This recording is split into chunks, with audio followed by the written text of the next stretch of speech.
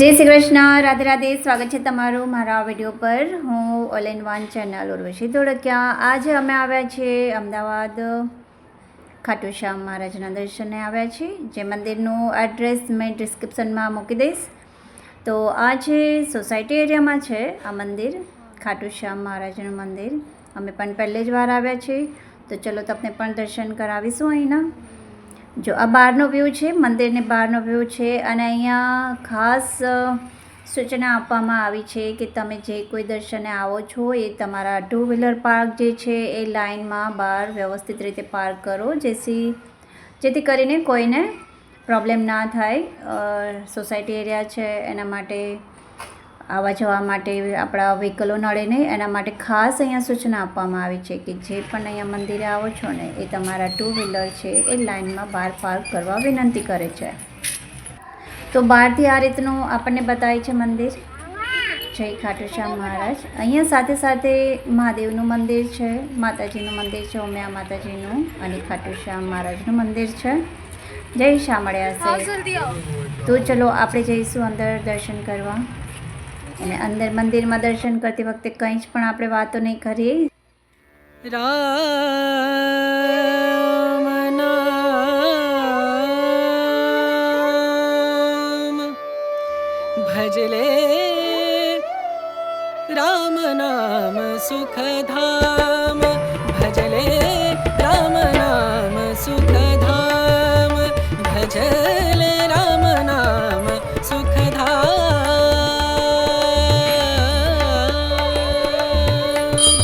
तेरा पूरन हो सब काम, तेरा पूरन हो सब काम भजले, राम नाम सुखधाम भजले, राम नाम सुखधाम.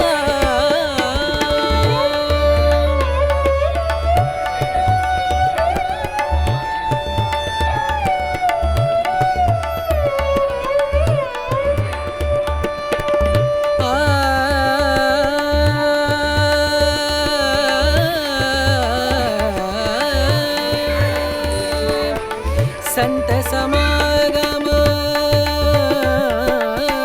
संत समागम, संत समागम, संत समागम करे निरंतर, संत समागम करे निरंतर.